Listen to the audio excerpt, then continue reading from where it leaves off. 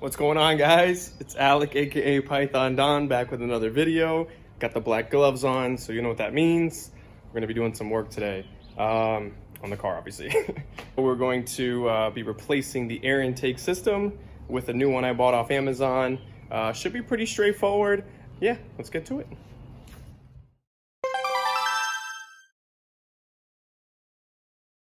So anyways, this is my setup right now. A little different than what you guys remember, maybe, if you guys have a keen eye. What I had before, you'll notice a little name on the front skis. What I had before was a carbon air intake, which went from here straight down into that area way down there to the bottom plastic pan under the bumper there. And a while back, about a month ago, I sold it because I'm going into rainy season down here in Florida, and it's already been an issue once. I don't want to have to drive over some water again and flood the engine. But what I ended up doing for the time being, I sold it on Facebook for 300 bucks to somebody that really wanted it. It was a carbon piece. They discontinued it. It was very rare. Sold that to him for 300 bucks. With the difference, bought an air intake system from Amazon. Boom. Kill catastrophe. And with the difference, was able to buy this bad boy, which who doesn't want one of these for the garage? Hold up. Boom. That's right, boys. We got ourselves, shit, it's locked. We got ourselves, hold on, wait for it. That's right. Electric ratchet. All right, so here's what's included in the air intake system from Amazon. Let's see if I can do this with one hand. Probably not gonna be the easiest, but I'll give it a shot. So, intake tubes. You can hear it, it's made out of metal. It has like this hole in here. It comes with some hoses as well, some clamps, as well as a coupler. Coupler in there to help, yeah, I don't know if there's any instructions. And then in here, I'm sure is the filter.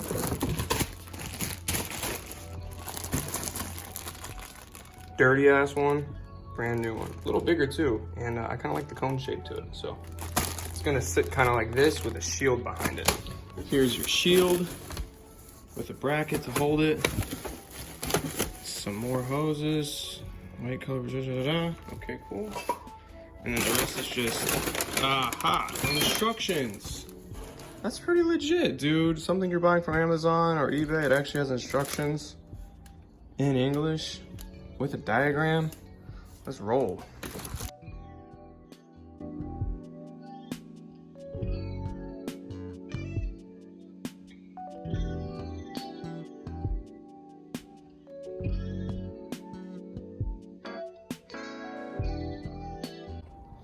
That was pretty neat. I didn't even realize it came with some heat shield and stuff.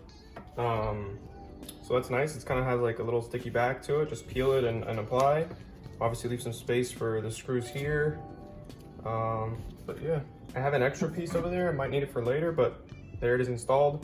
Let's head over now to the engine bay. The instructions are telling me now to get started on the engine bay. So pro tip, have a clean engine bay, guys. That's like my favorite part when I first buy a car. Spray the whole damn thing down and clean it up. It's been a little bit, it's a little dusty, but I don't have any oil leaks or anything, and all my bolts and stuff are clean, so this should be pretty mess free. So got gloves on just in case, but still nice to have it all cleaned up.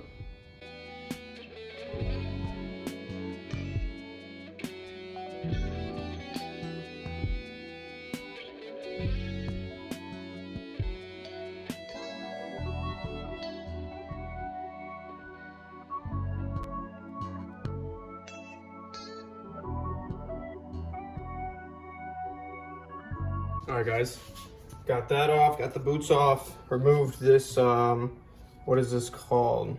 Install the provided grommet to the intake, unclip the rubber strap which secures, so I guess this is that rubber strap that secures the heater hose. You saw me pull that off, pull it off completely. Now I'm gonna install the provided grommet into the intake tube as shown. So this is actually for this, it's a little confusing. I guess there's a rubber grommet, so I was kind of curious about that hole there. They do provide a rubber grommet in this bag, if I'm not mistaken. Let's look for that really quick. bunch of the screws there. This is the rubber grommet, if I'm not mistaken. It's got like a slit on the side of it. So I'm just gonna work one side in first and kind of just easy enough. Check the bottom. Looks like it's in there good. Install the intake tube into the factory intake tube and secure with factory hose clamp. Note, do not completely tighten the hose clamp at this time. It looks like it wants me to have it installed. Nope, it's definitely like this. Another cool tip, guys, you see how this is a flathead? You could actually get a socket. I don't know which one, I can't remember which one it is. I think it's 5/16, and slide it on the top of this and use it like a socket. Guess what? That one that I had, it's in my fucking fender. Legit, like it dropped through some crevice down there behind the strut into the fender of my car, and it's just stuck there. So I have to use the damn Phillips or flathead for this in this case. But yeah, let me install this lightly with the tube. Then I could put the F connector on top of that where that grommet was. Oh, there it goes on.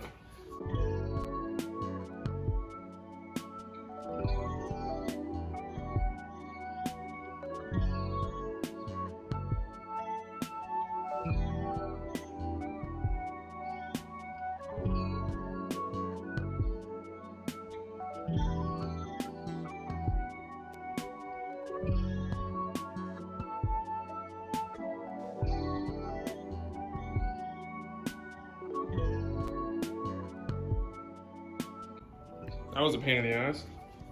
It's just you don't have a nice angle to get down on that. That's why you really need that that socket. So you could just get a 1/4 inch drive in there, ratchet it down semi-tight. Look at what I had to go through. Look at the angle I have to get a ratchet in here. Look at the movement. All day. But this, not all day. I need doors that go up like this, not like this, like this. A ratchet that goes like this. Not a screwdriver that goes like that.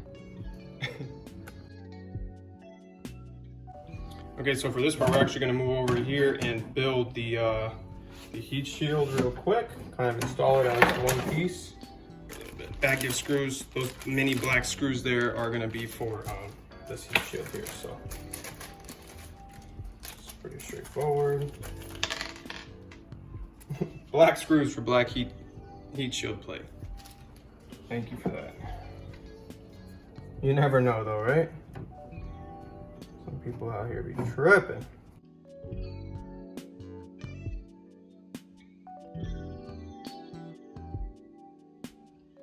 All right, that's another little curveball there. They ended up actually being Allen screws. Out of this 2.5 there, that's missing this one right there. Pulled this guy out of it. I was able to get my little tool. This is like a 4-point actually. This isn't even but it was enough to get it down, and then I just tightened it with the actual Allen. So let's move over to the engine, drop this in the engine, and keep moving forward, boys. Actually, we're gonna have one last step. So this, I thought was all hose. It's not. What it is actually, so this is gonna sit kind of like this, and then there's actually a rubber part that goes all the way around the perimeter of this, because this is gonna be very close to touching the pane of the engine bay. The intake tube is gonna come through here, bolts and the screws down here, intake through here with the cone, and then this actually is gonna be the grommet that, or like kind of like a grommet that helps go around the frame to not damage the paint.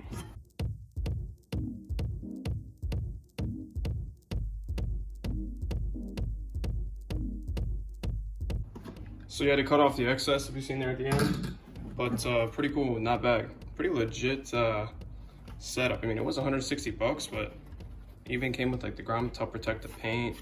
Sorry for the angles here, guys, but I really like it. I really like it. All right, so I gotta get some extra lighting in there for you guys. I'm gonna install this, so I'll show you guys how it works. Pretty straightforward. You get 6mm bolts coming out of the floor there, where that original rubber cover was. So slide it on like this. I hope I didn't bend it trying to install that fucking.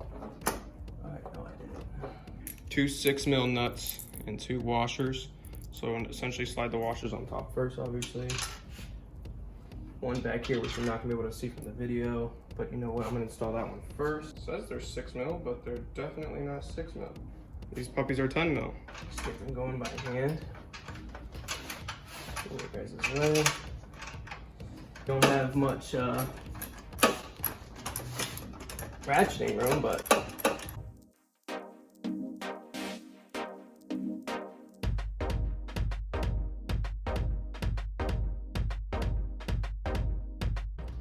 as you see, I had to use this to get to that one in the rear. Extension gang. Now I'm just gonna slide over this rubber grommet. Let's do that real quick. Here's the rubber grommet. It's got these holes in the bottom. It just slides over top. Then I can take that heater hose and clip it back into this little rubber clip. So ready straight forward, my friends. Except obviously this is not gonna be fun either because it's just a tight fit. That's what she said. In.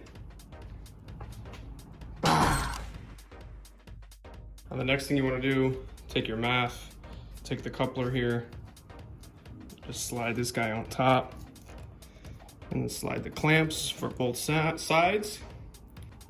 Another thing too, I like to get the clamps as horizontal as possible, so these faces are as horizontal as possible. These are nice because they came with the Phillips head if you don't have the socket that fits over them. So nice little touch as well. So I'm just a little worried. If you look at that hole there and then where the intake tube is, it is quite a ways off. So see how hard is it gonna be to get those to line up. Yep, I was right. So this is gonna have to come through the back here and somehow line up with that tube. All right guys, got that set up. Wasn't too bad actually. I had it wrong initially in the first place.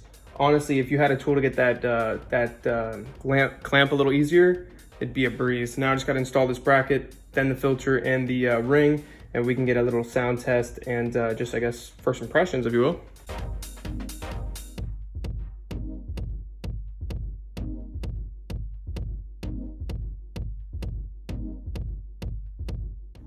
All right guys, this is it. Filter on, clamp on. And that's it, boys. There we go.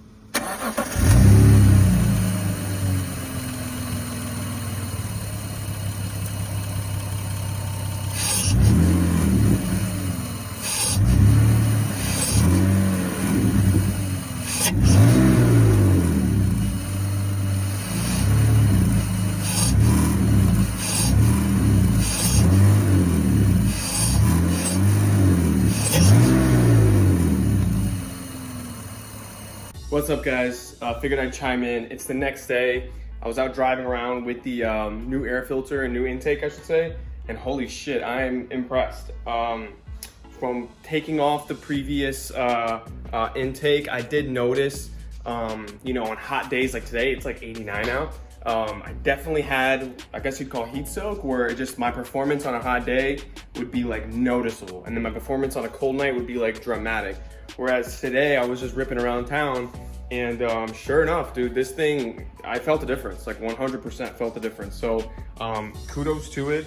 It definitely works well. And another thing I never mentioned, and while I was installing it, this whole open area here is in this metal bracket. What you're really supposed to have, I don't have it in this car, but I'm gonna buy one just to like add to it. There's like a snorkel that sits right here on the top, and it actually catches air from, oh, you can actually kind of see here, you see this lip? Catches air through these vents into the snorkel, and then it has a plastic piece that bends like this, and this is actually designed to catch that plastic piece and force even more cool air into that intake. So this shield definitely is deflecting some heat from the engine, and while I was driving it today, I could feel it. So I definitely recommend this. I'll put a link in the description if there's any more remaining, because I think when I bought it, there was a few left. Solid intake, no vacuum leaks, no idle issues, nothing like that. So super solid intake for the money. 100% would recommend to anybody with an E46, all right? I'll put this into the video. I'll see you guys in the next one. Fatality. So I think this is an optional piece.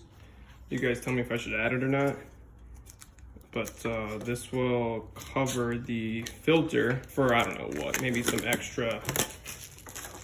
Oh, you know what? I think this is where you would add that, let's see, this bit too, maybe? Maybe you add it like, I don't know what this hose vacuum line's for. Maybe you add it in here, yeah, it looks like it fits just right.